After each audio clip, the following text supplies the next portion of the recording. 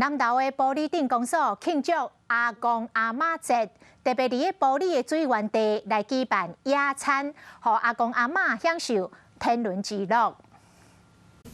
规个园区拢是大樟树啊，充满着古早气氛的水源地，有几百位民众来这里佚佗，为是规家伙大大小小来这里野餐。已经关30外档的净水厂重新开放，对少年辈玻璃人来讲，虽然有较青分，也阁嘛加一个休闲的好所在。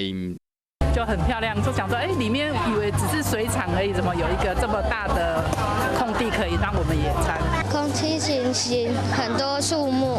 自来水公司玻璃第一净水厂对靠回玻璃店民来讲，有真侪囡仔时代记忆。